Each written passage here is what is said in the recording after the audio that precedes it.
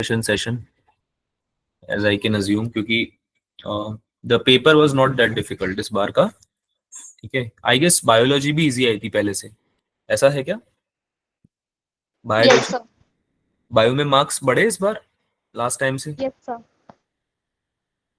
Bio के marks इस बार बच्चों के सबके ही थोड़े थोड़े ठीक आए, तो मतलब मेरे को ऐसा लग रहा है बायो भी थोड़ी आपकी इजी आई थी.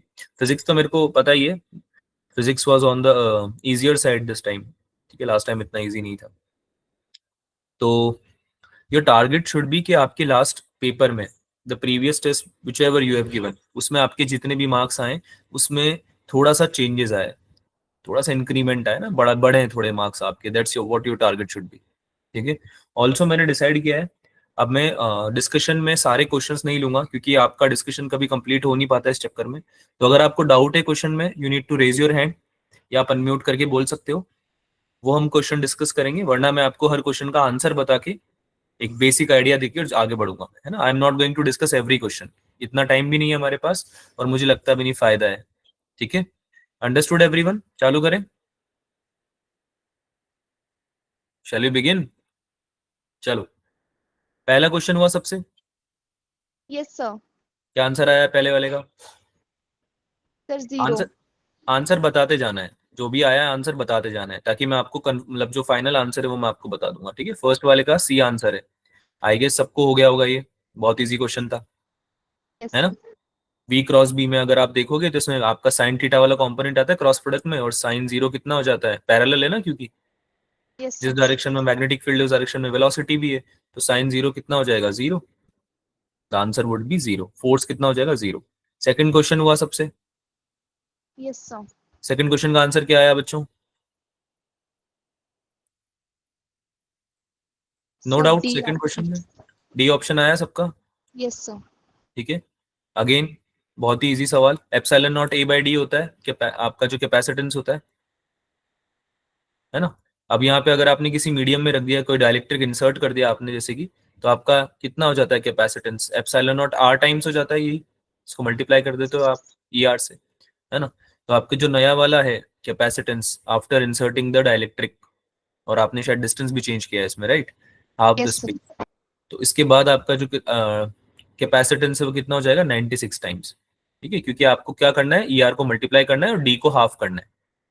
आई गेस ये समझ में आ गया होगा सबको, है ना. डी को हाफ करना है, डिस्टेंस को, सेपरेशन को हाफ करना है. ठीक है, हो जाएगा ये.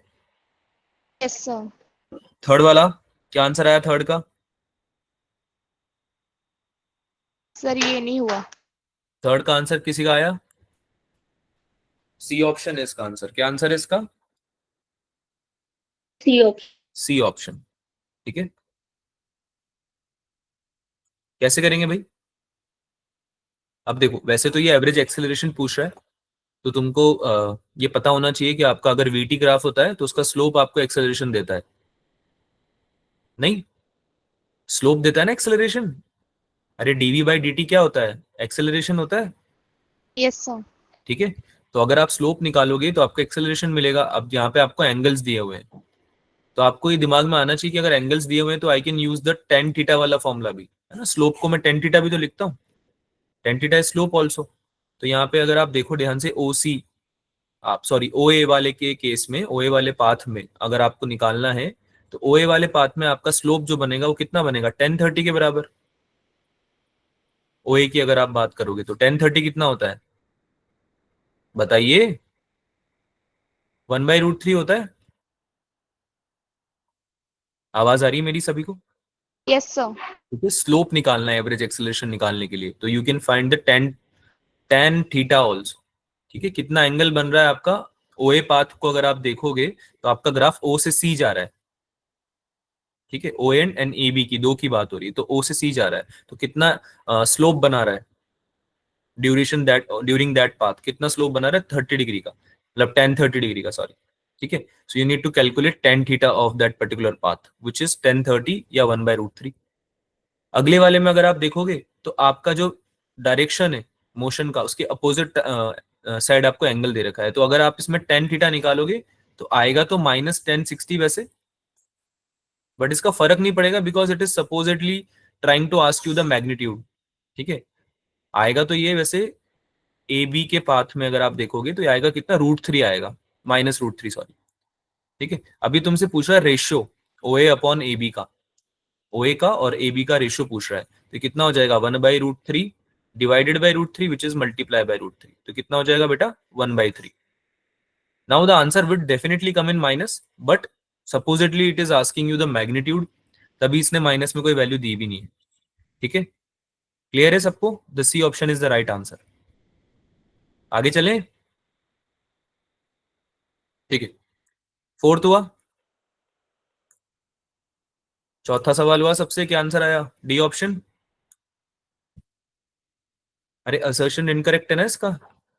टाइम पीरियड क्या होता है सिंपल पेंडुलम का, टाइम पीरियड क्या होता है पेंडुलम का भाई, 2π√L/G, राइट। सेकंड जो आपका रीजन है वो एकदम सही बात बोल रहा है कि प्रिंसिपल ऑफ होमोजेनिटी यही बोलती है डायमेंशन की, कि आपका जो फॉर्मूला है वो यील्ड करना चाहिए एलएचएस और आरएचएस में सेम डायमेंशन। ठीक है, जो कि यहाँ पे असर्शन में नहीं हो पा रहा है, क्योंकि लेफ्ट साइड में तो टाइम है, लेकिन राइट साइड में आपका टाइम नहीं हो रहा है। ठीक है, 1 अपॉन टाइम आ रहा है, अगर आप इसको सॉल्व करोगे डायमेंशन को तो 1 अपॉन टाइम आ रहा है, जो कि इक्वल नहीं है। ठीक है, सो दैट्स वाई यहाँ से दिख जाता है हमें कि जी अपॉन एल नहीं होना चाहिए, एल अपॉन जी होना चाहिए। आगे चलते हैं, न्यूटन का फर्स्ट लॉ क्या बताता है भाई, इनर्शिया के बारे में बताता है यस सर। है ना, ये तो मेरे ख्याल से सबको पता होगा, ये तो गलत करके नहीं आ गया है कोई, नो पांचवा सर। सवाल, है ना। चलो बहुत बढ़िया, टॉर्क वाला क्वेश्चन हुआ, 6 का आंसर क्या आ रहा है, yes sir. C option is the right answer. ठीक है, हुआ टॉर्क वाला सवाल, यस सर। हो गया होगा मेरे ख्याल से, तो इसमें डिस्कशन की जरूरत है कि बताओ, तुम बताओ यार क्या हो जाएगा ये, Q × E × डी। सारी वैल्यूज दे रखी, चार्ज दे रखा है 2 × 10⁻⁶ कोलम्स, डिस्टेंस दे रखा है 3 सेंटीमीटर, तो उसको मीटर में कन्वर्ट कर लेना, 3 × 10⁻², हो जाएगा, कितना हो जाएगा 3 × 10⁻² मीटर, ये आपका चार्ज दिया हुआ है आपको। ठीक है, इलेक्ट्रिक फील्ड भी दी हुई है 2 × 10⁵ न्यूटन पर कुलम। ठीक है, तो तीनों को मल्टीप्लाई कर दो, 12 × 10⁻³ newton metre would be your answer. Dipole पे टॉर्क कितना आ जाएगा, तीनों को मल्टीप्लाई कर दो, क्यू को, ई को और डी को। कोई डाउट इसमें, no sir. I don't think कि तुम लोग पूछने में इंटरेस्टेड हो, या फिर सब ये वाले हो गए हैं तुमसे सारे शायद। सातवां सवाल,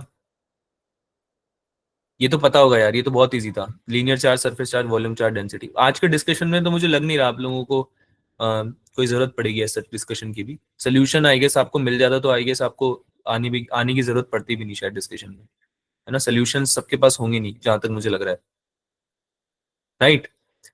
सोल्यूशंस के देख के आ जाते हैं आपको, 2-3 सवाल ही नहीं आए होंगे इसमें मोस्टली, बाकी सारे सवाल या तो आप फॉर्मूला भूल गए हो इसलिए आपको आए नहीं है, होता है ना ऐसा, कभी हम फॉर्मूला भूल जाते हैं पेपर में, तो इस वजह से यस हमारे सर। कोई क्वेश्चन नहीं हो पाता है। ठीक है, या फिर हो सकता है उस टाइम पे नहीं समझ में आ रहा हो, बाद में पेपर देने के बाद में थोड़ा दिमाग लगाने पे आ जाता है समझ में, तो ऐसा पेपर था ये पेपर ऐसा था ही नहीं कि आपको इसमें कम से कम 30 क्वेश्चन होने चाहिए थे 45 में से एटलीस्ट। ये उन बच्चों के लिए जिनकी तैयारी बहुत अच्छे से नहीं हुई है, या फिर पहली बार दे रहे हैं नीट, ठीक है, उनको एटलीस्ट 30 तो आने चाहिए थे। आगे चलते हैं, सेवंथ का आंसर बताओ यार, सेवंथ तो हो गया होगा ना तुमसे, ए ऑप्शन। ये आ रहा है सबका, किसी को यस डाउट सर। तो नहीं है ना। भाई लीनियर चार्ज डेंसिटी क्या हो जाती है, चार्ज पर यूनिट लेंथ, वॉल्यूम हो जाएगी चार्ज पर वॉल्यूम, सरफेस हो जाएगी चार्ज पर यूनिट एरिया। ठीक है, डिस्क्रीट चार्ज डिस्ट्रीब्यूशन का मतलब क्या है, system consisting of ultimate individual charges. वैसे तो आपको ये तीनों ऑप्शन देख के ही समझ में आना चाहिए, बट ये चीज भी आपको अगर याद रह जाएगी तो अच्छी बात है। ठीक है, which of the following not is not the property of equipotential surface, ये हुआ, यस सर। क्या राइट आंसर है एट्थ का, किसी का आया, सी ऑप्शन। सी ऑप्शन, हो गया सबसे। Yes sir. For a uniform electric field they are concentric spheres, ये इनकरेक्ट ऑप्शन है, बिकॉज बाकी सारी चीजें आपको पता होंगी, इक्विपोटेंशियल सरफेस कभी क्रॉस नहीं करते एक दूसरे को, नहीं बिल्कुल ट्रू बात है। Rate of change of potential with distance on them is 0, ये तो इक्विपोटेंशियल सरफेस बनाने का या पढ़ने का पर्पस ही हमारा ये होता है कि हम ये बता पाए। ठीक है, और इमेजिनरी स्फीयर्स होते हैं ऑब्वियसली, आपको दिखते थोड़ी है आपके जो इक्विपोटेंशियल सरफेसेस होते हैं, आप इमेजिन ही तो करते हो just to solve the questions. तो c option is the incorrect one, तो आपका आंसर हो जाएगा सी ऑप्शन। नाइन्थ वाले में क्या आंसर है भाई, Sir, A option. 9th हुआ, किसी से हुआ 9th?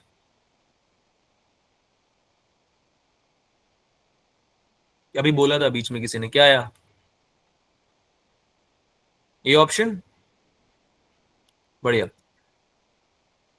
9th का कहाँ गया, ये रहा। कंपोनेंट ऑफ नॉर्मल रिएक्शन, तो कोई बैंक ड्रॉड है, कोई बैंक ड्रॉड है जिसमें कि आपको पूछा रहा है कि which force is essential to provide the necessary centripetal force to a car to take a turn. तो आपका जो नॉर्मल रिएक्शन का कंपोनेंट है वो इनफ होता है। अगर आपने बैंकिंग कर दी है, पढ़ा हुआ है ना हमने, ये बैंकिंग, बैंकिंग ऑफ रोड आपको मैंने नोट्स में भी दिया था लिख के, ये मेंशन किया था, है ना। तो उस टाइम पे आप आरजी टेन थीटा लेते हो, आरजी टेन थीटा की under root R G tan theta हो जाती है आपकी ऑप्टिमम स्पीड बैंक रोड पे। याद आ रहा है किसी को? स्पीड कितनी हो जाती है? Under root R G tan theta speed, V naught या वी, ठीक है, बैंक रोड पे जो स्पीड होती है। तो नॉर्मल रिएक्शन का कंपोनेंट जो है वो इनफ है आपको सेंट्रिपिटल फोर्स देने के लिए, ठीक है। ऑप्टिमम स्पीड अगर आपको देनी है अपनी गाड़ी की और टर्न लेना है ऑप्टिमम स्पीड पे, तो नॉर्मल का कंपोनेंट जो है वो इनफ है, क्योंकि बैंक हो गया ना आपका रोड, एंगल पे आ गए हो अब आप, ठीक है। अरे ये बात समझ में आती है सबको? Yes sir. सेंट्रिपिटल फोर्स देने के लिए नॉर्मल रिएक्शन जो है वो इनफ है, क्योंकि आपने बैंकिंग कर दी है रोड की। अगर आपने बैंकिंग नहीं करी होती तो फ्रिक्शन की जरूरत पड़ती है आपको। याद आ रहा है सब पढ़ना, जो पढ़ा था आपने सर्कुलर मोशन में पढ़ा था ना ये सब? पता नहीं यार, सुनते नहीं हो या आप सुन, बोलना नहीं कुछ, चलो ठीक है। फ्रिक्शनल फोर्स की जरूरत नहीं पड़ेगी, कुल मिला के ये पता होना चाहिए आपको, बैंकिंग हो रखी है यहाँ पे रोड की, तो your normal reaction is enough. 10वां सवाल, 10वां तो हो गया होगा। 10th C question, option. 10th question में तो डाउट नहीं किसी को? No, sir. ठीक है, क्या आंसर है भाई 10th का? Sir, C सी option. ऑप्शन। है ना, कोई वर्क नहीं होगा, नो वर्क एट ऑल। भाई तुमने वॉल को पुश किया, वॉल डिस्प्लेस ही नहीं हुई, no displacement, no work, right. अरे मैन ने कोई वर्क किया है क्या? No sir. No, sir. 11th question, 11th का आंसर बताइए भाई, क्या आ रहा है? Sir, ये नहीं हुआ. किसी से भी नहीं हुआ?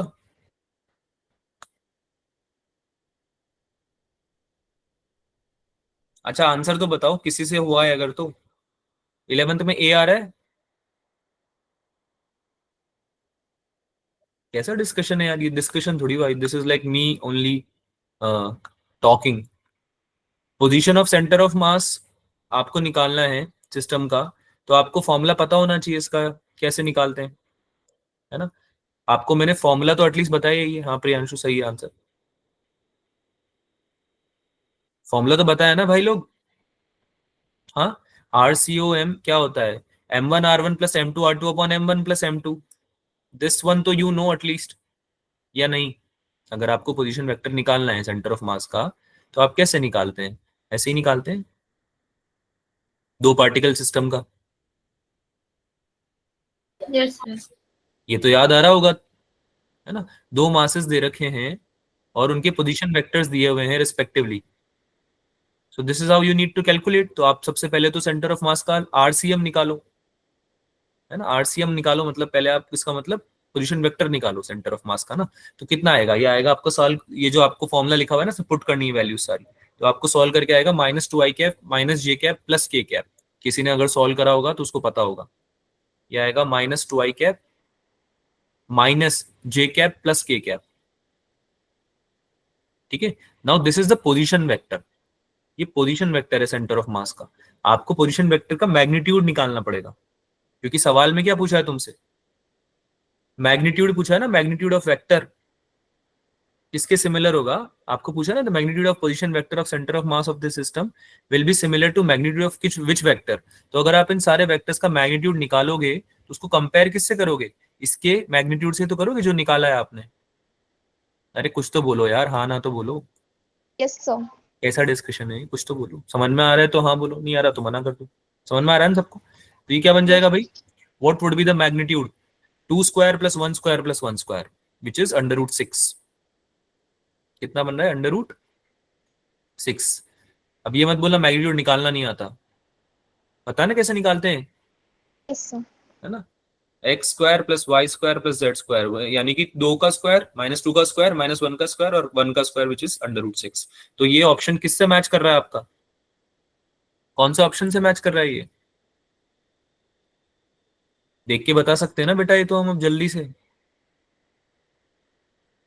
फर्स्ट ऑप्शन से कर रहा है मैच, 1 2 और 1। आगे चलते हैं। 12वां सवाल हुआ, 12वें का आंसर आया किसी का? Yes, sir. B. 12th का आंसर आया किसी का? 12th का आंसर है B. Very good. Sharpen and brighter, reason क्या है इसका? What is the reason? कौन बताएगा भाई?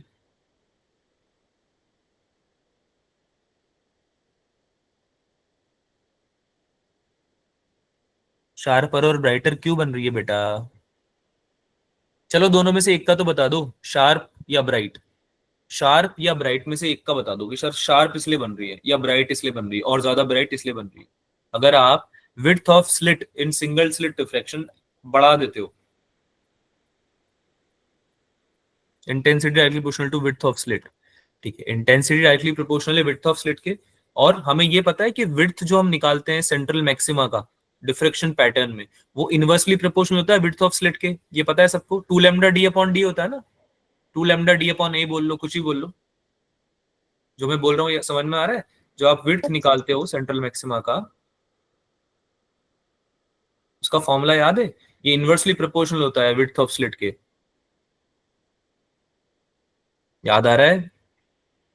तो अगर आप विड्थ ऑफ स्लिट बढ़ाओगे तो आपका जो सेंट्रल मैक्सिमा है वो क्या हो जाएगा? कम हो जाएगा। अगर कम हो जाएगा तो एनर्जी तो सेम ही है जो आप प्रोवाइड कर रहे हो, सेम एनर्जी डिस्ट्रीब्यूट हो रही है, लेकिन छोटे एरिया में हो रही है, तो ब्राइटनेस बढ़ जाएगी। Is that right? अरे बोलो भाई, ब्राइटनेस बढ़ जाएगी, ठीक है। और विड्थ ऑफ सेंट्रल मैक्सिमा भी क्या हो जाएगा? शार्पर हो जाएगा। शार्प हो जाएगा ना, नैरो हो जाएगा तो शार्प हो जाएगा, ठीक है भाई। इंटेंसिटी भी क्या होती है? डायरेक्टली प्रोपोर्शनल होती है विड्थ ऑफ स्लिट के। डिफ्रैक्शन में कुछ जो आपके वो है ना छोटे छोटे कॉन्सेप्ट्स, वो आपको याद रहने चाहिए, ठीक है। तो ये टेस्ट के थ्रू भी रिवाइज होते हैं, इसको लिख भी लिया करो साथ में। इंटेंसिटी भी क्या होती है in case of diffraction? Directly proportional होती है विड्थ ऑफ स्लिट के। चलिए आगे चलते हैं, मुझे लग नहीं रहा तुम लोग इंटरेस्टेड हो कुछ भी बोलने में। 13th हुआ? 13th हुआ? व्हील की बात हो रही है जो रोटेट कर रहा है कांस्टेंट एक्सेलरेशन से, ठीक है। तुमको पूछा जा रहा है कि नंबर ऑफ रिवॉल्यूशंस कितने होंगे it makes in the first 10 seconds, ठीक है। तो S equals to U T plus half A T square को यूज करेंगे सारे एंगल्स वाले फॉर्मूले से, right. Theta equals to omega T plus half alpha T square, पढ़ाया था ये। Yes, sir. एंगुलर डिस्प्लेसमेंट को कैसे लिखते हैं? Omega T, omega naught T sorry, plus half alpha T square, Yes, sir. Right. अब तुमको क्या दे रखा है? एक्सेलरेशन दे रखा है, कांस्टेंट एक्सेलरेशन। थीटा की वैल्यू निकाल लो यहां से, 100 रेडियन।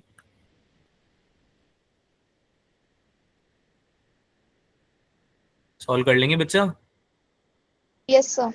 ठीक है।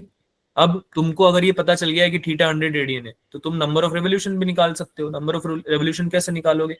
नंबर ऑफ रेवोल्यूशन हो जाएंगे 100 डिवाइड बाय 2 पाई। भाई डिस्प्लेसमेंट Yes, sir. जितना हुआ इसको 2 पाई से डिवाइड कर दो, तो आपको ये पता चलेगा कितनी बार रेवोल्यूशन हुए, ठीक है। टोटल 16 आएंगे ये अप्रोक्सीमेटली। आप 100 डिवाइड बाय 2 पाई करोगे तो this will come out as 16। So B option is the right answer. 14th हुआ? 14th हुआ? कैपलर्स के लॉ, थोड़े बहुत कैपलर्स के लॉ याद रखना, ठीक है। एरिया स्वॉप वाला लॉ याद है? कितना एरिया स्वॉप होता है कितने टाइम में? और कैपलर क्या बोलता है कि भाई किसी भी प्लैनेट का जो एरियल वेलोसिटी होता है अराउंड द सन, अगर हम बात कर रहे हैं स्पेसिफिकली, तो वो कांस्टेंट होता है ना, और it will remain constant, areal velocity. पढ़ाया था ये? तो उसको याद करने का तरीका क्या है? फॉर्मूला वाइज अगर आपको याद रखना है, फॉर्मूला हो जाएगा कि जो रेशियो है ना आपका एरिया अपॉन टाइम का, वो बराबर होता है दोनों केसेस में। जैसे कि आप यहाँ पे देख सकते हो कि जो आपका प्लैनेट है वो मूव कर रहा है, दो दो एरिया उसने स्वैप किए हैं। एक तो एस सी डी, ये फार्दर वाला पॉइंट है, ठीक है। जैसे यहाँ पे आपका सन है, एस अगर आपका सन है, एस को क्या बोल रहे हो आप? सन। राइट। और ये इलिप्टिकल पाथ में कौन घूम रहा है आपका, कोई प्लैनेट घूम रहा है जिसका मास स्मॉल एम है, राइट। तो उसने दो एरिया स्वैप किए, एक तो एससीडी और एक हो गया उसका एसएबी, राइट। तो ये दोनों जो एरिया हैं, अगर आप इनका रेशियो निकालोगे तो उनके टाइम, जितना उनको टाइम लगा है, टाइम पीरियड का होता है ना रेशियो, उसके बराबर होगा। ये पढ़ा हुआ है आप लोगों ने, ठीक है। कहने का मतलब है कि एरिया अगर आप देखो A1 इस वाले का, ये हो जाएगा A1/T1 इक्वल्स टू A2/T2। याद आ रहा है, ऐसा कुछ पढ़ा था हमने, Yes, sir. ठीक है। तो यहां से निकाल सकते हो आप, टाइम पूछ रहा है आपसे बेसिकली ये, है ना। A to B में अगर T2 है तो आपको T1 निकालना है। T1 is the time from planet to move from C to D and T2 is the A to B। आप तो इनका रिलेशन निकालना है बेसिकली T1 और T2 का, ठीक है। तो यहाँ से आप T1 निकाल लो यार, T1 आ जाएगा आपका A2/A1 multiply by, sorry 1/T2। T1 इधर जाना नहीं, ऊपर आएगा T2, सॉरी उल्टा लिख दिया मैंने। T1 will become A1/A2 multiply by T2, right. अच्छा, इसके अलावा दिया हुआ है कि शेडेड एरिया जो है SCD is twice the area SAB. SCD यानी A2, वो क्या है, ट्वाइस है। A1 जो है वो ट्वाइस है A2 के बराबर, right. A1 equals to 2A2 दिया हुआ है। बोलो हाँ, समझ में आ रहा है, लिखा हुआ है ना क्वेश्चन में। तो T1 क्या हो Yes, जाएगा, sir. 2 × T2, यहाँ पे पुट कर देंगे। बी ऑप्शन राइट है। 15 हुआ, कोई डाउट तो नहीं है इसमें, 14th में कोई डाउट तो नहीं है। 15th हुआ, Yes, sir. 15 भी हो गया होगा यार, काफी इजी क्वेश्चन है। सीधे Q1Q2/4 लगाना है आपको इसमें। Q1 दे रखा है 1 × 10⁻⁷ कुलम्स, Q2 दे रखा है 2 × 10⁻⁷ कुलम्स, है ना। R दे रखा है 20 सेंटीमीटर, तो उसको मीटर में कन्वर्ट करना मत भूलना, 20 × 10⁻²। और बाकी सब चीजें लगा दो 1/4 पे एप्सिलॉन नॉट, या K को आप 9 × 10⁹ लिख ही दोगे, तो 4.5 × 10⁻³ आना चाहिए आपका ये। कौन सा ऑप्शन है, B option. B option. The two thigh bones each of cross sectional this and this estimated average pressure। 16th का क्या आंसर आया, हुआ किसी से 16th। पहले आपको टोटल क्रॉस सेक्शनल एरिया निकालना पड़ेगा, क्योंकि ये पूछ रहा है ना आपसे एवरेज प्रेशर। तो एवरेज प्रेशर होगा क्या, फोर्स पर यूनिट एरिया ही तो होगा। आपको प्रेशर पूछ रहा है जो ये एवरेज प्रेशर, वो कैसे निकालोगे, फोर्स पर यूनिट एरिया निकाल के, राइट। भाई Yes, आपकी sir. बोन्स कितनी कर पा रही हैं, प्रेशर झेल कितना पा रही हैं, तो वो कैसे निकालोगे, कितना फोर्स लग रहा है आपकी बोन्स पे, आप वो निकालोगे। डिवाइडेड बाय जो आपका क्रॉस सेक्शनल एरिया है थाई बोन्स का, वो निकालोगे। तो थाई कितनी होती है, दो होंगी भाई, सबके पास दो होती है Yes, मतलब sir. इन जनरल अगर आप समझो तो इसको दो ही लोगे ना। बोल भी रहा है वो 2 थाई बोन्स, ठीक है। तो एक का अगर 10 सेंटीमीटर स्क्वायर है, तो दो का कितना हो जाएगा, 2 × 10, कितना हो जाएगा मीटर स्क्वायर में, 2 × 10⁻³ Yes, sir. अगर समझ में नहीं आया तो पूछ लिया करो, मीटर स्क्वायर में कन्वर्ट करना पड़ेगा ना बेटा। तो ये कितना हो Yes, जाएगा, sir. 2 × 10⁻³ also force acting on bones, कौन सा फोर्स एक्ट कर रहा है बोन्स पे, वेट। अरे ह्यूमन बॉडी का मास अगर 40 kg है, तो उसकी वजह से जो वेट लगेगा mg, that would be your force. 400 Newton आ जाएगा force. 400 न्यूटन आ जाएगा। 400 डिवाइडेड बाय 2 × 10⁻³ तो 2 × 10⁵ आना चाहिए आपका आंसर, Yes, sir. ये ऑप्शन, ठीक है। ये बहुत इजी सवाल है, थोड़ा सा ऐसे गिव अप नहीं करना है बस, है ना, सॉल्व करते रहना है। प्रियांशु भी आया है क्या क्लास में, क्या बात है, कितना स्कोर आया प्रियांशु, इस बार तो अच्छा स्कोर आया होगा बेटा। पेपर थोड़ा इजी था रिलेटिवली, है ना, बायो भी इजी था, केमिस्ट्री का आई डोंट नो, केमिस्ट्री का आई गेस पहले जैसा ही था पेपर। 605 ही आया है। क्या गलतियां किस में हुई, किस में मार्क्स कम, किस में हुए, बायो में या फिजिक्स में। बायो में, हाँ बायो में ही कम रह गए होंगे, क्योंकि फिजिक्स में तो इस बार काफी पेपर इजी आया था, मुझे लग नहीं रहा इसमें गलती करके आए होंगे आप लोग। कितना है बायो में, कितना है वैसे। चलो आप देखते हैं, मीनवाइल हम और क्वेश्चंस देखते हैं। 310, लास्ट बार से शायद कम है आपके, लास्ट बार जितने आए थे। कोई ना, ट्राई टू कवर अप जो मार्जिन है उसको नेक्स्ट टाइम बायो में, क्योंकि पेपर इजी आएगा जनरली यार, मतलब चांसेस तो यही है कि आपका बायो में पेपर ऐसा ही आए जो इस बार आया था, ठीक है। चांसेस तो ऐसे ही है, मतलब हो सकता है डिफिकल्ट आ जाए, बट प्रोबेबिलिटी कम है उसकी। प्रोबेबिलिटी ये है कि तुम लोग बायो और फिजिक्स जो कर रहे हो ना इस पेपर में, ये वाला जो पेपर आया आपका, ठीक है, ऐसा ही पेपर बने ऑलमोस्ट। लेकिन सिंस लास्ट टाइम जो है वो बहुत प्रॉब्लम्स क्रिएट हो गए थे। लास्ट टाइम आप सबको पता है कि मार्क्स वगैरह का भी लफड़ा हो गया था, बहुत सब चीटिंग मीटिंग सब हो गया था। तो इस बार जब पेपर बन रहा है उसका इतना ज्यादा प्रोबेबिलिटी एस्टिमेट करना मुश्किल है, क्योंकि अब एनटी भी चाह रहा है कि वो पेपर थोड़ा एक सेफ और सिक्योर पेपर बनाए। तो कुछ कह नहीं सकते, बट अगर आप यहाँ पे मॉक टेस्ट में जो मार्क्स लेके आ रहे हो ना, आप कंसिडर करके चलना उतने आ जाएंगे मार्क्स, ठीक है। तो try to improve your marks, जितना भी आपका टारगेट है उतना कवर करने का ट्राई करो मॉक टेस्ट में, ठीक है। 17वां क्वेश्चन करते हैं भाई, 17 क्वेश्चन। अरे ये तो हो गया होगा यार, आंसर बताओ।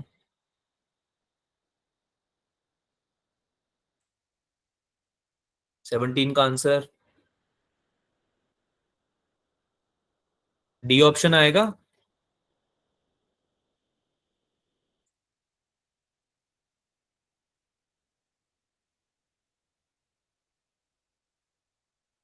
बेटा कुछ बोलना होता है, हाँ ना। मेरी आवाज आ रही है तुम्हें? M I Audible?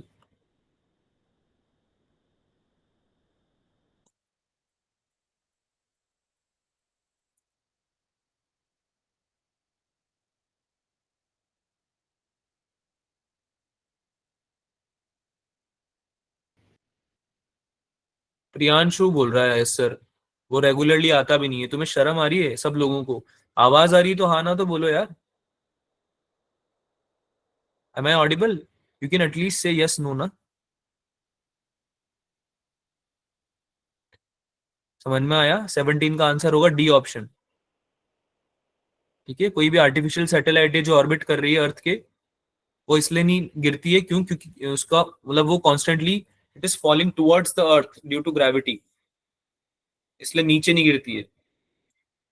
Also it is moving horizontally with some speed, है ना, हॉरिजॉन्टल मूवमेंट चल रहा है उसका कंटिन्यूसली। पता नहीं यार डिस्कशन का कोई फायदा भी है या नहीं है, बोलते तो कुछ हो नहीं। 18th हुआ। अब ना मैं आगे बढ़ रहा हूँ, सिंपल है ना। अगर आपको डाउट है तो आप पूछ लेना, अदरवाइज आई एम अज्यूमिंग कि आप लोगों को आंसर आ गया है, या समझ में आ गया है, या आपसे सॉल्व हो गया है, ठीक है। तो अब मैं आगे बढ़ रहा हूँ आंसर बता के, ठीक है। You just need to tell me the answer कि आपका क्या आया है, ठीक है। हाँ भाई, 18th का आंसर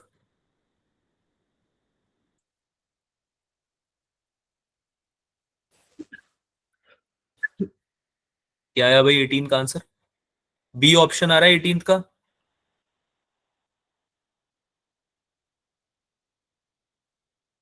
बी नहीं हुआ, मतलब 18 नहीं हुआ? No sir. 18 में डाउट है? क्या डाउट है बताओ। 18 बोला, two radiations of photon energies 1 electron volt and 2.5 electron volt successively illuminate a photo sensitive metallic surface of work function. Work function दिया हुआ है, फोटोन्स की एनर्जी दी हुई है आपको, और मैक्सिमम स्पीड का तुमसे रेशियो पूछ रहा है एमिटेड इलेक्ट्रॉन का। तो इसमें क्या डाउट है बेटा? आपको फोटो इलेक्ट्रिक इफेक्ट जो है उसकी इक्वेशन तो आती है, आइंस्टीन की फोटो इलेक्ट्रिक इफेक्ट की इक्वेशन क्या होती है? Kinetic energy maximum equals to E minus W या ई माइनस फाइव। बेटा हाँ ना बोलना है साथ में, है ना। Yes sir. Kinetic energy maximum क्या होता है? E minus W work function yes sir. होता है, ये पता है सबको। तो अगर आप दो अलग अलग पार्टिकल्स को, फोटॉन्स को कंपेयर कर रहे हो, तो दोनों की काइनेटिक एनर्जी क्या लिखोगे? Half M we one square और half M v two square. Velocity में उनका रेशियो निकालना है ना, क्वेश्चन पूछ भी रहा है ये, रेशियो ऑफ मैक्सिमम स्पीड्स। तो कितना हो जाएगा? Half M we one square, ये हो जाएगा फर्स्ट वाले का। लेट से तो क्या लिखोगे इसका? 1 - 0.5 इलेक्ट्रॉन वोल्ट। कोई डाउट इसमें? सेकंड वाले का लिखोगे half M v two square, ये क्या लिखोगे? 2.5 2.5। Minus 0.5 electron volt. E minus five लिख रहे हो ना दोनों के लिए, तो ऊपर बनेगा 0.5, नीचे बनेगा 2। हाफ एम और हाफ एम तो कट जाएगा जब आप रेशियो निकालने जाओगे। Half M V square, V one square और वी टू स्क्वायर का रेशियो निकालोगे तो हाफ एम तो कट जाएगा, इधर बनेगा 0.5, इधर बनेगा कितना? 2, राइट। तो V yes one sir. Upon V two कितना आ गया? 0.5/2 विच इज 1/4, 4 का अंडर रूट 4। नहीं समझ में आया? वी वन हाँ अपॉन वी टू सर। कितना आया? 1/√4। भाई आपको अंडर रूट लेना पड़ेगा ना स्क्वायर हटाने के लिए, तो ये क्या बन जाएगा 1/2, बी ऑप्शन। Any doubts? बेटा ये क्वेश्चन तो होना चाहिए था, तो काफी इजी क्वेश्चन था। आप इक्वेशन भूल गए होंगे, या तो फोटो इलेक्ट्रिक इक्वेशन भूल गए होंगे आप आइंस्टीन की, that could be a thing. But वो तो भूलने वाली चीज ही नहीं है यार, ऐसी चीजें मत करो, है ना, ऐसी चीजें मत भूलो। हाँ जी, अगला सवाल। 19, क्या आंसर है 19 का?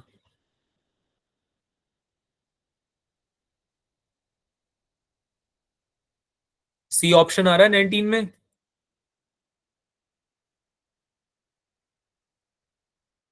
ए ऑप्शन आ रहा है बेटा, 19 का सी है, नहीं हुआ क्या?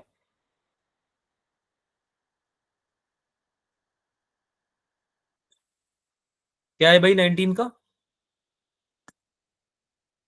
मेरी आवाज आ रही है तुमसे, मुझे हर बार क्यों पूछना पड़ रहा है मेरी आवाज आ रही है आपको? कुछ तो रिस्पॉन्ड करना है ना बेटा, हुआ नहीं हुआ?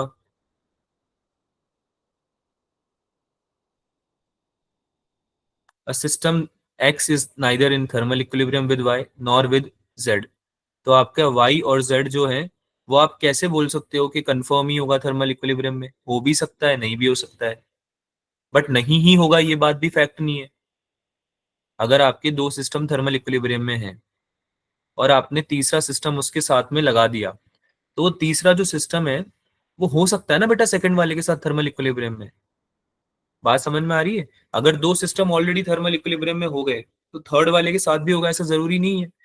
सो we will always use maybe word, है ना, मस्ट भी यूज नहीं करेंगे। और कैन नॉट तो आप बोल ही नहीं सकते, ठीक है, कैन नॉट तो आप बोल ही नहीं सकते। हाउ कैन यू से कैन नॉट? कोई ऐसी इन्फॉर्मेशन थोड़ी दी उन्होंने, ठीक है। So you will use the word may be, ये याद रखना अगली बार से। 20वां, 20th question. Yes, sir. 20th का तो आपको मतलब एक बेसिक सा डायग्राम बना लिया करो, ठीक है। अगर ऐसे कोई क्वेश्चन है जिसमें डाउट आ जाए ना, एक डायग्राम बनाया करो और उसके बेसिस पे सॉल्व किया करो, ठीक है। मैंने बताया भी हुआ है पहले भी। एक शंट है, एक आपका गैल्वेनोमीटर है, दोनों पैरेलल में होंगे भाई। अरे गैल्वेनोमीटर को जब शंट करते हो तो पैरेलल में लगाते हो ना। पता नहीं ये बात कितनी बार आपको बताऊंगा मैं, कोई ना, लेकिन अब एटलीस्ट आप ध्यान रखना इस बार, ठीक है, क्योंकि ये एक बात हमने कम से कम 3 बार टेस्ट में डिस्कस करी है, राइट। ये गैल्वेनोमीटर है, इसको शंट किया आपने। अब यहां से अगर करंट, लेट से आई करंट फ्लो हो रहा था आपका, तो वो डिस्ट्रीब्यूट हो जाएगा करंट। लेट से आपका गैल्वेनोमीटर से जो करंट पास कर रहा है वो आई जी है, तो आपका शंट से जो पास करेगा वो कितना होगा बेटा? आई माइनस आई जी होगा। ये समझ में आता है सबको? Yes, sir. ठीक है। पैरेलल में है दोनों, तो दोनों में सेम पोटेंशियल ड्रॉप जाएगी, तो कितना हो जाएगा ये? Shunt resistance multiply by current I minus I g, this should be equals to V equals to I R होता है ना, तो this should be equal to I g into g. ये क्लियर है सबको जो लिखा है मैंने? Yes, sir. ठीक है भाई, पैरेलल में ना दोनों में पोटेंशियल ड्रॉप सेम होनी चाहिए, पढ़ा हुआ है तुम लोगों ने ये, तो इसी को सॉल्व करना था बेटा। जी अपॉन एस निकालना था आपको, I minus I g, sorry I upon I g minus 1 बनेगा ये, इसको सॉल्व करोगे तो। जी अपॉन एस निकालोगे ना इसमें, तो ये बनेगा आपका आई अपॉन आई जी -1, ठीक है। अब आपको निकालना है आई अपॉन आई जी, क्योंकि परसेंटेज पूछ रहा है वो, आई जी अपॉन आई का परसेंटेज पूछ रहा है वो बेसिकली आपसे सवाल में, अगर आप सवाल समझ पा रहे हो तो यहां से आप पहले आई अपॉन आई जी निकालो, which will come out as 10। बाकी सारी वैल्यू दे रखी है, शंट रेजिस्टेंस भी दे रखा है 8 ओम का, और गैल्वेनोमीटर भी दे रखा है 72 ओम का, तो ये पुट करके निकाल लोगे ना आप लोग? Am I audible? Yes, sir. I Yes. Upon I g निकाल लेंगे ना आप लोग, this will come out as 10, ठीक है। तो आपको क्या निकालना है? आपको निकालना है percentage of total current which passes through the galvanometer current. Total current हमारा आई है, टोटल करंट हमारा आई है, तो कितना परसेंटेज पास कर रहा है वो निकालने के लिए आपको लिखना पड़ेगा न्यूमरेटर में आई जी, क्योंकि टोटल आपका जो आई है उसमें से आपको कितना पास कर रहा है वो आपको निकालना है, तो आपको निकालना पड़ेगा आई जी अपॉन आई, राइट। समझ में आती है बात सबको? आई जी अपॉन आई परसेंटेज निकालना पड़ेगा, तो इसको आपको परसेंटेज निकालने के लिए 100 से मल्टीप्लाई करना पड़ेगा। अब ये बनेगा 1/10, लेकिन मल्टीप्लाई करना है उसको किससे? 100 से, तो this will become 10%। So B option is the right answer. आया सबका बी ऑप्शन? Yes, sir. ठीक है, आई गेस प्रिटी अंडरस्टैंडेबल है कि अगर आपको परसेंटेज निकालना है टोटल करंट में से कितना पास हो रहा है गैल्वेनोमीटर में, तो वो कम ही आना चाहिए। अगर आप उल्टा कर दोगे ना, तो आपका, अगर आप 1/10 की जगह 10% निकालोगे, तो वो तो आपको खुद को दिख रहा है कि वो ऊपर से निकल जाएगा, 100 से भी ऊपर निकल जाएगा ना। Doesn't even make sense. तो ऐसे डाउट्स आने भी नहीं चाहिए। ठीक है, 21st का आंसर बताइए भाई, 21वें सवाल का आंसर बताइए। 3 टाइप के मटेरियल्स हैं, लास्ट क्लास में आपने पढ़ लिए हैं तीनों, तो ये सवाल मैं एक्सपेक्ट कर रहा था कि आप लोग करेंगे इस बार। ठीक है, 21st का आंसर है बी ऑप्शन। क्या आंसर है भाई 21st का? B option. ठीक है, बताया था ना कल वाली क्लास में, लास्ट क्लास में पढ़ा है आप लोगों ने, ये फेरोमैग्नेटिक सब्सटेंस, मतलब लास्ट टू लास्ट क्लास में, ये फेरोमैग्नेटिक सब्सटेंस जो होता है उसके मैग्नेटिक डोमेन्स होते हैं, जबकि पैरामैग्नेटिक सब्सटेंस जो होता है उसमें मैग्नेटिक डाइपोल्स होते हैं, डोमेन्स में नहीं होता वो। ठीक है, ऑल्सो फेरोमैग्नेटिक सब्सटेंस का मैग्नेटाइजेशन ज्यादा होता है, स्ट्रॉन्ग होता है वो, है ना, ज्यादा स्ट्रांगली मैग्नेटाइज होता है in the direction of magnetic field. ठीक है, तो N1 जो होगा वो क्या करेगा, अट्रैक्ट करेगा। अरे बात समझ में आ रही है सबको? Yes sir. अगर आप मैग्नेट क्लोज लेके आओगे किसी फेरोमैग्नेटिक सब्सटेंस के, जो कि N1 है यहाँ पे, तो वो अट्रैक्ट करेगा ना बेटा, क्योंकि मैग्नेटाइजेशन सबसे ज्यादा किस में होता है, फेरोमैग्नेटिक में होता है। राइट, क्या आंसर है इसका? अरे क्या आंसर है, जल्दी बोलो। Second option.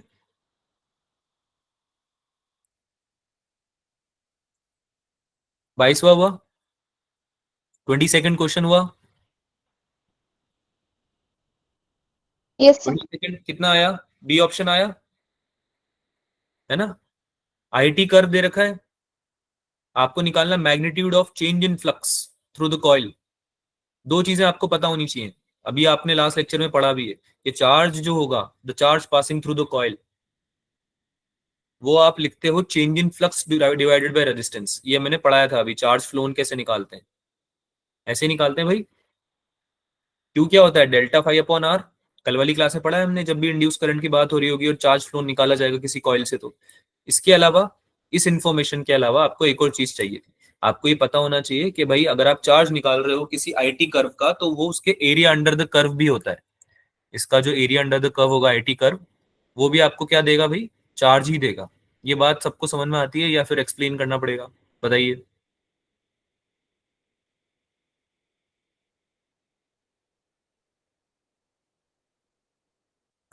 अरे यार, डिस्प्लेसमेंट क्या होता है, area under the VT curve. Yes sir. Displacement क्या होता है, वीटी कर्व के अंदर का एरिया होता है, under the curve of VT, है ना।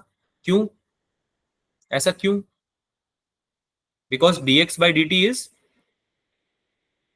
बोलो यार, velocity. dx by dt is velocity.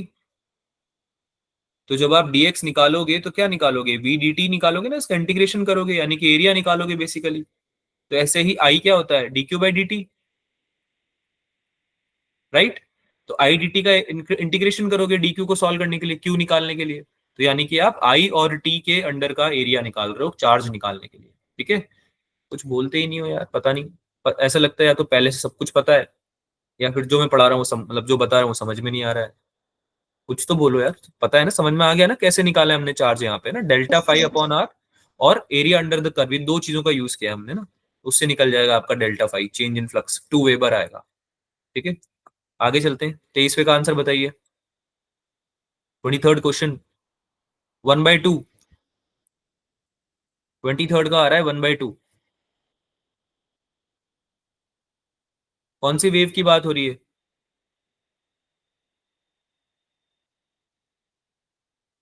M I Audible?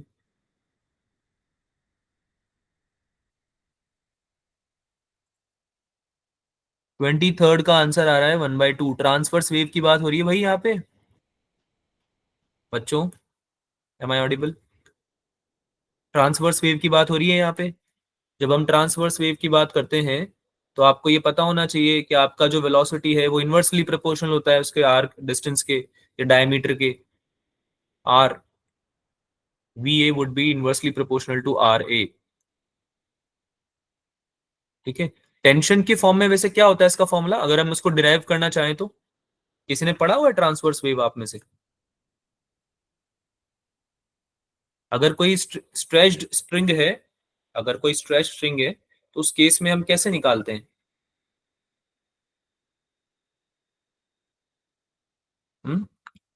Velocity कैसे निकालते हैं ट्रांसवर्स वेव की? v equals to under root T by mu से। जो वेलोसिटी होती है वो कैसे निकालते हैं? t बाय म्यू से, under root T by mu. इसमें t क्या होगा? t is the tension of the string, जितना टेंशन लग रहा है स्ट्रिंग पे। और म्यू क्या होगा? मास पर यूनिट लेंथ। म्यू क्या होता है? Mass per unit length, length of string. ठीक है, तो यहां से आप निकाल पाओगे। क्यों? क्योंकि आपको पता है कि म्यू है mass per unit length of the string. तो आप म्यू को लिख सकते हो एरिया इंटू डेंसिटी। म्यू को आप क्या लिख सकते हो? Area which will be cross sectional area कितना होगा उसका? Pi R square multiply by density. तो यहां से आप रिलेशनशिप ऑब्टेन कर सकते हो स्पीड में और आर में। ठीक है, सिंस आपको रेडियस दे रखी है ना स्ट्रिंग की, string of radius of string A is double of radius of string B, तो you need that relationship. Velocity में और रेडियस में रिलेशनशिप निकालना पड़ेगा आपको। तो यहां से निकलेगा कि वेलोसिटी जो है वो इनवर्सली प्रोपोर्शनल है आर के। ठीक है, तब आप निकाल पाओगे V A upon V B R B equals to R B upon R A करके। तो आंसर क्या आएगा? 1/2। कोई डाउट इसमें? समझ में आया? Yes sir.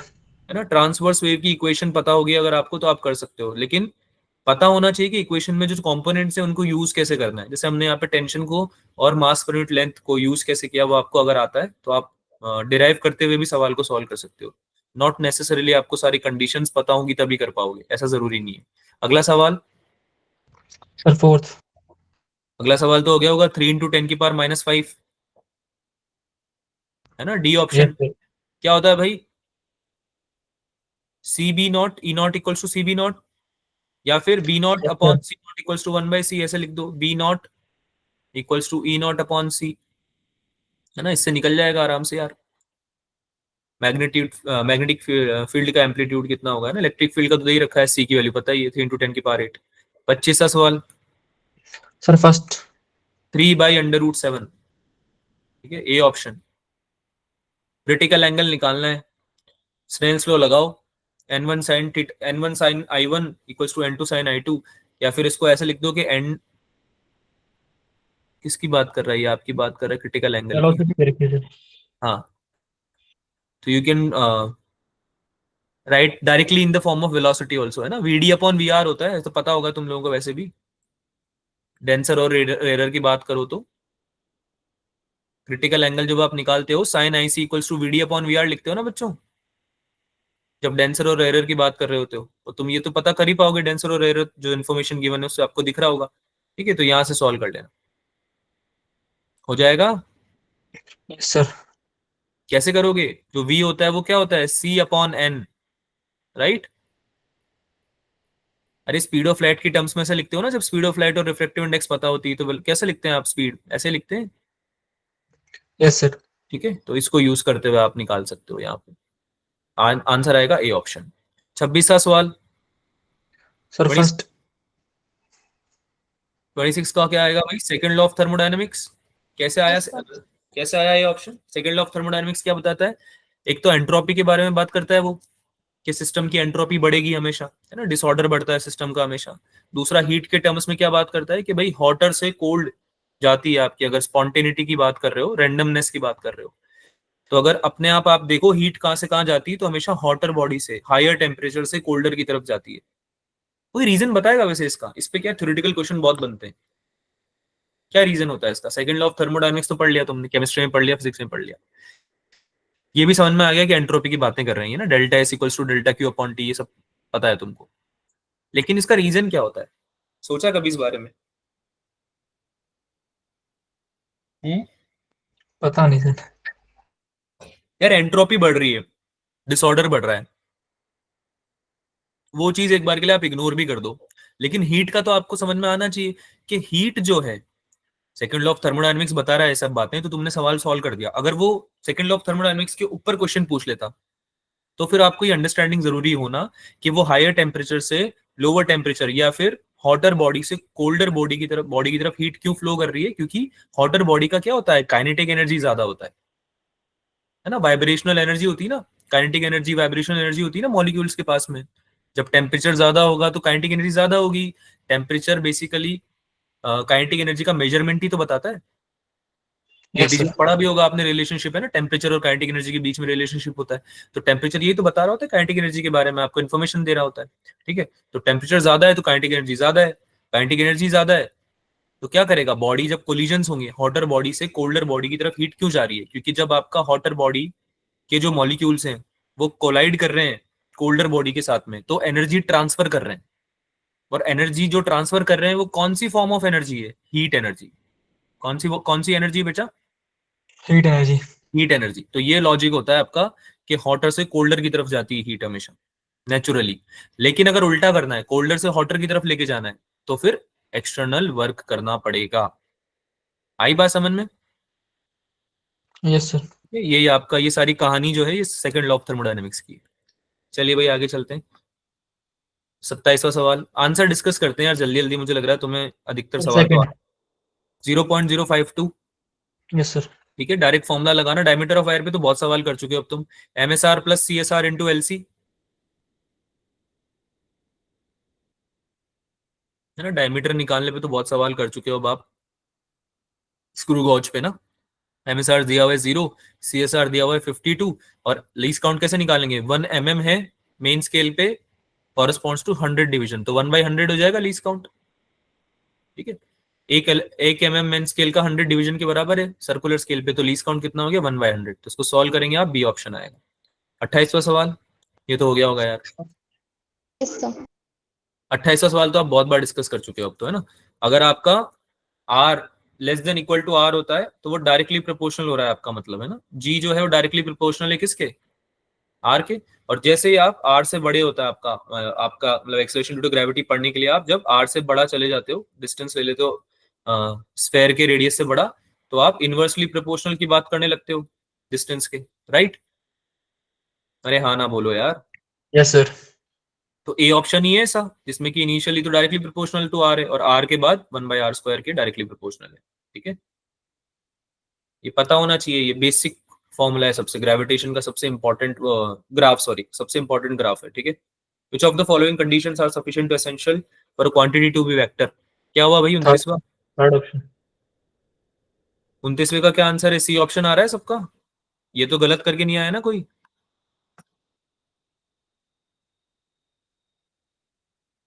कुछ बोलना ही नहीं है। ठीक है, C option is the right answer. Magnitude, direction और addition, subtraction, multiplication, division by vector laws, ये सब चीजें कंडीशन सफिशिएंट है और एसेंशियल है किसी भी क्वांटिटी के वेक्टर होने के लिए, ये सब चीजें होनी चाहिए। ठीक है, 30th क्वेश्चन, सेल्फ इंडक्टेंस पहला sir. 1.67 हेनरी। क्या हुआ बेटा, ये गलत कैसे हो गया? चौथा sir. 31 क्वेश्चन पढ़ लिया. तो ये गलत वाला तो नहीं, ये तो इजी क्वेश्चन था। इक्वल्स टू LDI/dt होता है भाई, इंड्यूस EMF, है ना। माइनस होता है यहाँ पे, बट अगर आपको मैग्नीट्यूड निकालना है फॉर एग्जांपल तो LDI/dt। फैराडे लॉ यही बोलता है इलेक्ट्रोमैग्नेटिक इंडक्शन का, है ना। 50 दे रखा है EMF, कितना दे रखा है? एवरेज वोल्टेज कितना दे रखा है? 50। 50. क्या हो जाएगा ये? 50 equals to L times L तो निकालना ही है, 3/0.1. DI/dt निकालना है तो 5 - 2 तो ऊपर आ जाएगा। चेंज कितना है करंट में? 5 - 2 एम्पियर। और dt कितना है भाई? 0.1। ठीक है, सॉल्व कर लोगे मेरे हिसाब से, ये डी ऑप्शन आ रहा है L का। सेल्फ इंडक्टेंस की वैल्यू कितनी आ रही है? 1.67 henry. 31st, First. 50 ampere, 50 ampere आ रहा है भाई Yes. Yes, sir. Square current, है ना। और कंफ्यूजन इसमें तुमको होना नहीं चाहिए, क्योंकि देखो करंट निकालना तो तुमको सबको आ गया होगा इसमें, है ना। ये सवाल में तुम गलती क्या करके आओगे, तुम ये फ्रीक्वेंसी वाला टर्म हो सकता है आप गलती कर दो, क्योंकि आप है ना एंगुलर फ्रीक्वेंसी और फ्रीक्वेंसी को अगर जल्दबाजी में सेम समझ लोगे तो आप 400 पाई लिख के आ जाओगे डायरेक्ट आंसर में। ये हुआ है किसी से गलती हुई है ये वाली, कि आप 400 पाई लिख के आ गए फ्रीक्वेंसी की जगह, मतलब आपने अज्यूम कर लिया कि ये होगा। ठीक है, पर अगर आपने अज्यूम कर भी लिया तो भी आपको ये पता होना चाहिए कि करंट जो आरएमएस करंट होता है वो तो आई नॉट बाय रूट 2 होता है। Am I right? Yes, sir. Yes, sir. Equation क्या लिख रखी है? I equals to I not sine omega t, है ना? इसी चीज की इक्वेशन है ये ऑल्टरनेटिंग करंट की। तो भाई 50 रूट 2 डिवाइड बाय रूट 2, ये तो आपका करंट होगा ही होगा।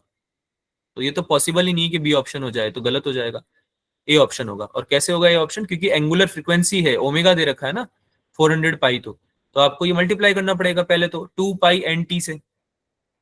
2 पाई एन टी, एन क्या है इसमें? फ्रीक्वेंसी। ये है आपकी 400 पाई टी के बराबर। M I right? उसमें Yes, sir. टाइम तो कैंसिल आउट हो जाएगा, पाई से पाई कैंसिल आउट हो जाएगा, 200 से 400 200 टाइम्स जाएगा और फ्रीक्वेंसी निकल के आएगी 200 हर्ट्ज। आगे चलते हैं 32वां सवाल। 32वां सवाल में अगर आपको मिनिमम डेविएशन निकालना है तो आप कंडीशन अभी तक याद हो जानी चाहिए कि जो आपका एंगल ऑफ इंसिडेंस है वो बराबर होना चाहिए किसके? किसके बराबर होना चाहिए भाई? एंगल ऑफ इमरजेंस के। अरे Yes, sir. बोलिए, कुछ तो बोलिए। ये किसके बराबर होता है? A plus delta M upon 2। ठीक है, यहां से निकलेगा 60 प्लस 30 by 2। Please remember this condition. Position of minimum deviation निकालनी है आपको, इसलिए we are using this condition. क्या आंसर आएगा भाई? C option. Yes, sir. ठीक है, वैसे भी दो ऑप्शन तो एलिमिनेट हो ही जाएंगे, लेकिन कोई फायदा होगा नहीं उससे, क्योंकि जब तक वैल्यू नहीं निकालोगे तो सी और डी में से कौन सा मार्क करोगे। तो इसलिए ये कंडीशन आपको पता होनी चाहिए दोनों। ठीक है भाई, आपका आई जो होगा ए प्लस डेल्टा एम अपॉन 2 या मिनिमम डेविएशन अपॉन 2 के बराबर भी होगा। ठीक है, हाँ भाई। 33rd बहुत इजी क्वेश्चन है। मैक्सिमम इंटेंसिटी कैसे निकालते हैं?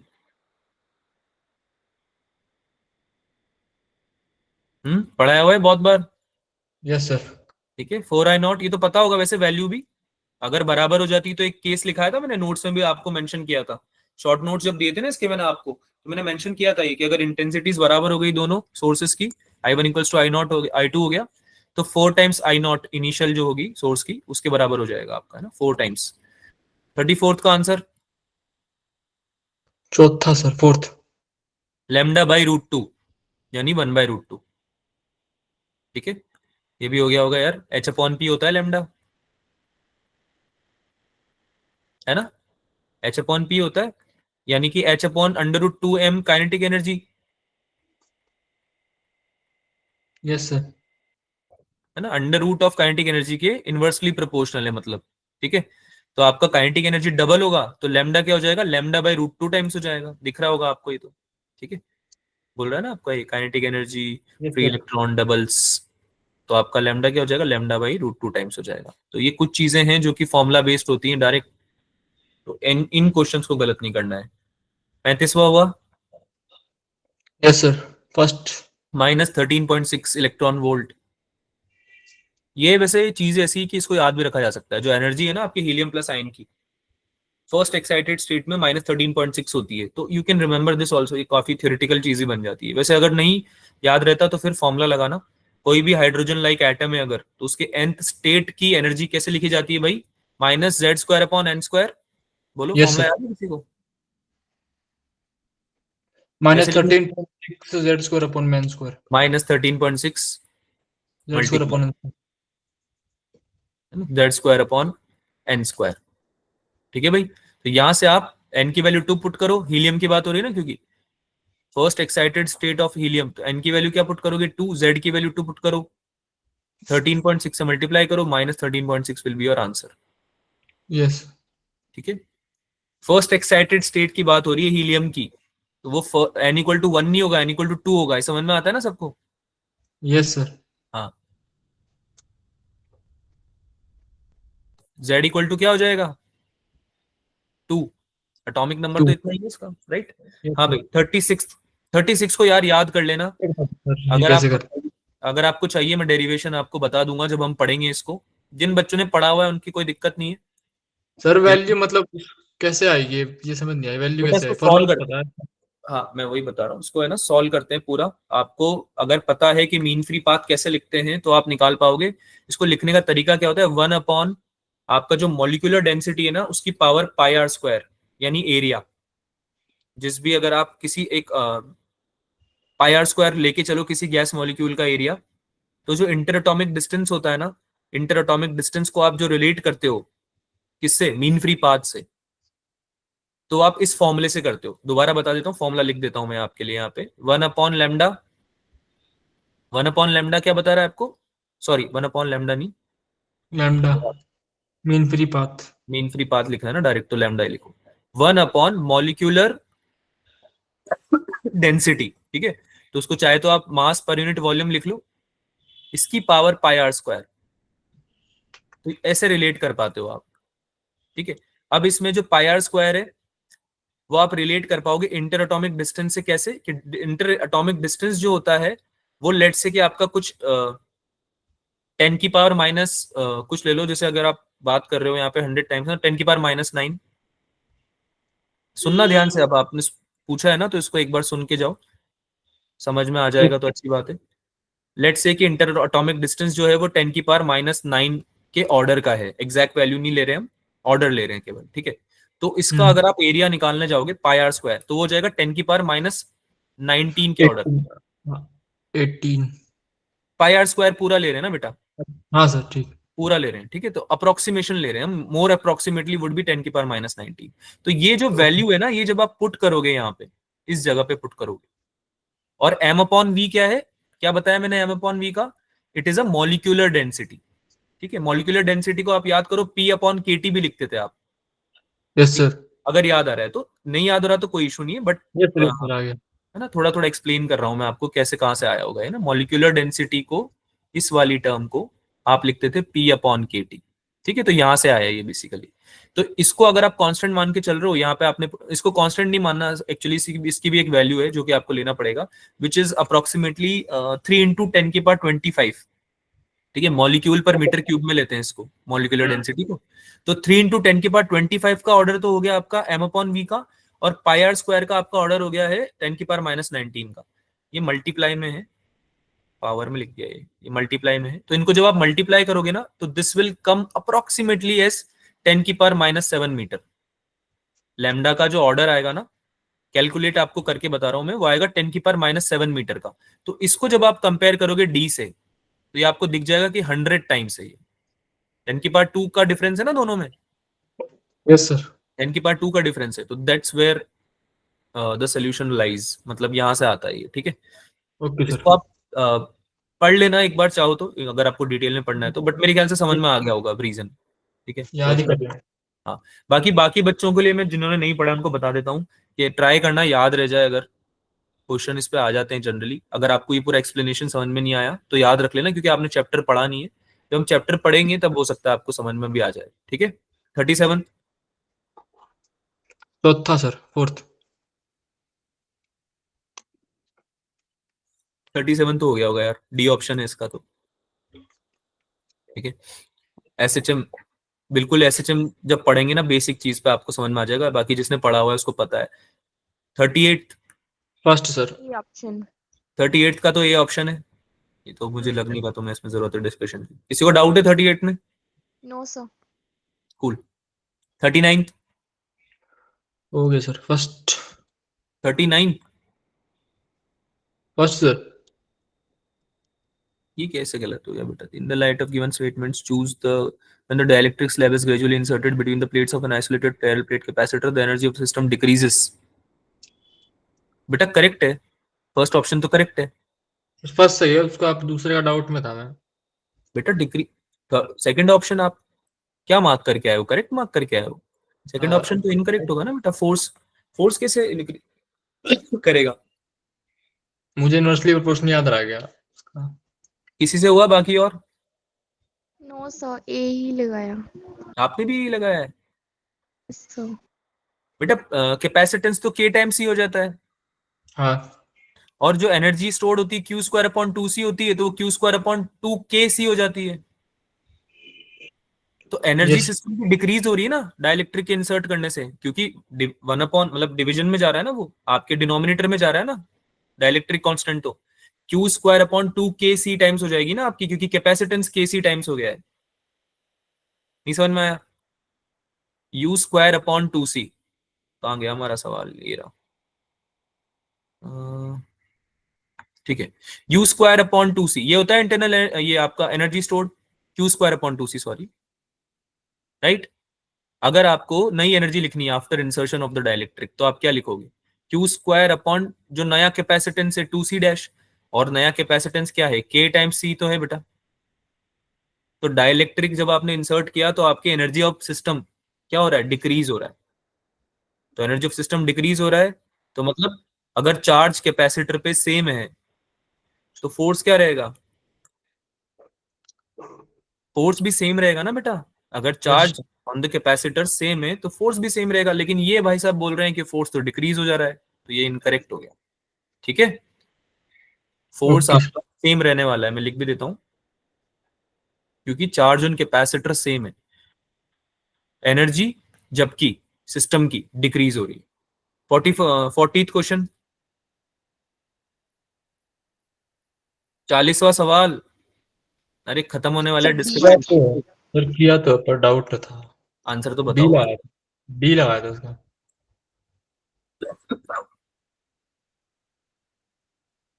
आंसर यार इसका तो मुझे भी देखना पड़ेगा, 40th का आंसर, क्योंकि शायद इसने मिसप्रिंट कर रखा था लास्ट वाले पेपर में इसका आंसर। इस बार करेक्ट किया है क्या इन लोगों ने? 40th का ए ऑप्शन दे रहा, 40th का A option, cell of internal resistance R connected external resistance current will be maximum in R. बेटा ये तो आपने पढ़ा हुआ है सवाल, तो ये तो करा हुआ है आप लोगों ने पहले भी ना। जब आपके एक्सटर्नल और इंटरनल रेजिस्टेंस बराबर हो जाते हैं, वही तो होता है कि आपका केस, जब आपका मैक्सिमम करंट ऑब्टेन करें। इसमें तो हमने एक एग्जांपल भी लिया था इस चीज को एक्सप्लेन करने के लिए। सर मैक्सिमम पावर वाला केस भी यही है ना? Just give me a second.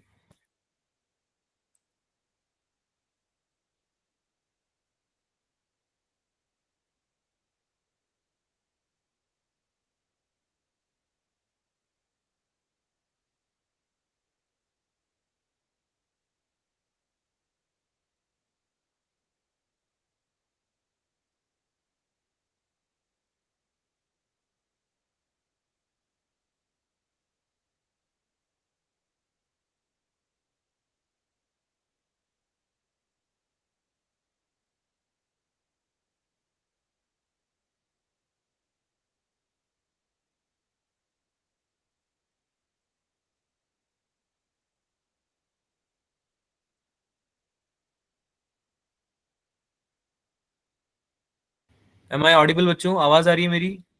Yes sir. हाँ जी। हाँ, तो इसका डेरिवेशन तो हमने किया हुआ है ना बेटा। सर ये मैक्सिमम पावर वाला वही यही केस है ना, जिसमें हाँ आर हाँ बराबर होता बिल्कुल, है? पावर, जब हम पावर लिखते हैं तो हम क्या लिखते हैं, I square R. Yes sir. मेरी शायद वीडियो विजिबल नहीं है, am I visible also? No sir. कोई ग्लिच आ गया है इसमें शायद, कोई ना, आवाज तो आ रही है ना? हाँ सर। हाँ तो सुन लो, जब हम पावर लिखते हैं तो आई स्क्वायर आर लिखते हैं, right. Yes sir.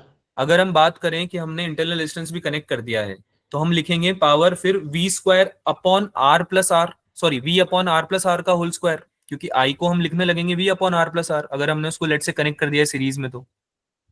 Yes sir. ठीक है, अब उस केस में अगर आप ध्यान से समझो तो आपका पावर बन जाएगा V square R upon R plus R का होल स्क्वायर। अब आपको मैक्सिमम पावर ऑब्टेन करनी है, किसी भी चीज का मैक्सिमम निकालने के लिए डिफरेंशिएट करते हैं हम। सिंस यहाँ पे यस पावर एसोसिएटेड है रेजिस्टेंस के साथ में, तो हम क्या करेंगे, डीपी अपॉन डी आर को जीरो करेंगे। यहां तक समझ में आया? Yes sir. मेरा है ना ये काम कर नहीं रहा बेटा, ये कर्सर चल रहा है पर ये पेन टैप काम कर नहीं रहा। एक सेकंड रुको, शायद अब कर जाए। दिख रहा है क्या मैं जो लिख रहा हूँ वो? इट इज हाँ इज सर। It visible? हाँ यस चलो, सर। यस। बढ़िया बढ़िया, मैं लिख भी देता हूँ। आपने क्या किया, फॉर एन एक्सपेरिमेंट आर को कनेक्ट कर दिया आपने स्मॉल आर के साथ में सीरीज में। तो अब आप पावर आई स्क्वायर आर या फिर वी स्क्वायर अपॉन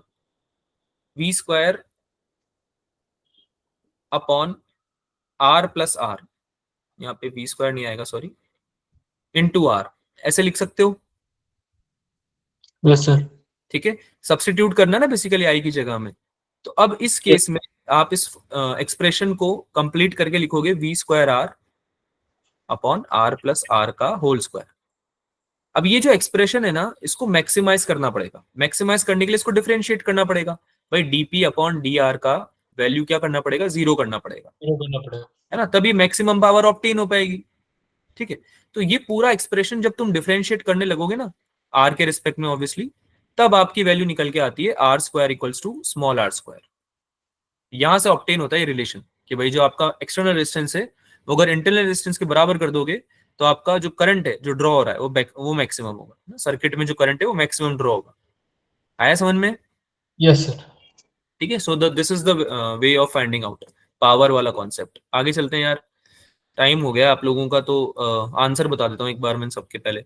41 का आंसर है सी। सही है सर। हुआ? Yes sir. है ना, बेसिक Yes, sir. कॉन्सेप्ट है तो बताया रखा है तुम लोगों को मैंने। कोलिजन्स के टाइम पे जो काइनेटिक एनर्जी है वो जरूरी नहीं है हमेशा कंजर्व्ड हो, है ना, मोमेंटम कंजर्व हो सकता है पर काइनेटिक एनर्जी हमेशा कंजर्व नहीं होती। नहीं होती, इनइलास्टिक कोलिजन के केस में खासकर। ठीक है, total energy is not conserved in case of inelastic collisions. चलिए भाई आगे चलते हैं। 42वें का, इसका सी है सर। 42वें का सी है, बहुत बढ़िया। 42वां सवाल हुआ, बाकी सबसे Yes, sir. 43rd का, सर बी। Second 43rd का option. आंसर है बी ऑप्शन। क्या है? सेकंड। B option. सेकंड।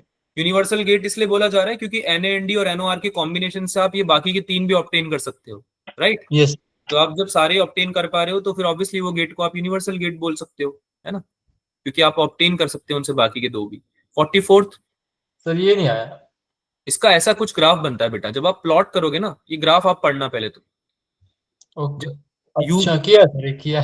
हाँ, तो इस ग्राफ को अगर आप याद रखोगे ना दैट वुड हेल्प। इसमें क्या है कि स्ट्रेट लाइन दिख नहीं रही है, सर्कल होगा नहीं, एलिप्स भी नहीं है ये। तो ये जब आप यू और वी के बीच में ग्राफ बनाते हो ना तो इट कम्स एज हाइपरबोला। क्या आता है ये? हाइपरबोला। हाइपरबोला। लेकिन एक चीज का ध्यान रखना, इसमें सवाल है ना ऐसे भी बन जाता है कि 1/u और 1/v के बीच में बताओ ग्राफ, तब ध्यान रखना ये हमेशा स्ट्रेट लाइन आएगा। क्या आएगा ये? हाँ ये तो स्ट्रेट लाइन आएगा। ये स्ट्रेट लाइन आएगा। तो यहाँ पे एक कॉमन कंफ्यूजन हो जाता है और गलती हो जाती है हमसे क्वेश्चन में। तो 2 चीजें याद रखना, अगर यू वी के बीच में पूछ रहा है, मिरर के केस की बात हो रही है, तो हाइपरबोला है, और अगर 1/u और 1/v में पूछ रहा है तो स्ट्रेट लाइन है। इज दिस क्लियर बच्चों? Yes sir. अरे बोलो भाई। Yes Yes, sir. sir. ठीक है, अच्छा ये इक्वेशंस याद कर लेना, जिनको नहीं पता उनके लिए बोल रहा हूं मैं। इलिप्स, हाइपरबोला, इन सब के बारे में आपको बेसिक आइडिया होना चाहिए। इलिप्स, सर्कल, हाइपरबोला, ठीक है, थोड़ा सा आइडिया लोगे, ज्यादा नहीं जरूरी है, तो चल जाएगा। Okay sir. 45वां तो हो गया होगा यार। Sir Yes, sir. थर्ड है सर, थर्ड। 45th का आंसर है सी ऑप्शन। इजी क्वेश्चन था ये तो काफी। ठीक है, चलें भाई, किसी को कोई Yes, डाउट sir. नहीं और कुछ? हो गया सर। चलो अच्छे से पेपर दो बाकी के, है ना। एक बार मेरे साथ स्कोर शेयर कर दिया करो, और कुछ ज्यादा नहीं बोलना मैंने तुम्हें सबको। एक बार, है ना, तुम्हारे पास नंबर है मेरा यार, उसमें ग्रुप में होगा, जिसके पास नहीं है उसको उसमें ग्रुप में देख लेना ना। प्लीज शेयर योर स्कोर्स बच्चों, ज्यादा टाइम नहीं है अभी, 10-15 दिन ही है, मुझे भी थोड़ा मॉनिटर करने में आसानी होगी आप लोगों के मार्क्स। ठीक है, ठीक है, मिले अगली बार। Yes, sir. ओके बच्चों, good night, bye bye everyone.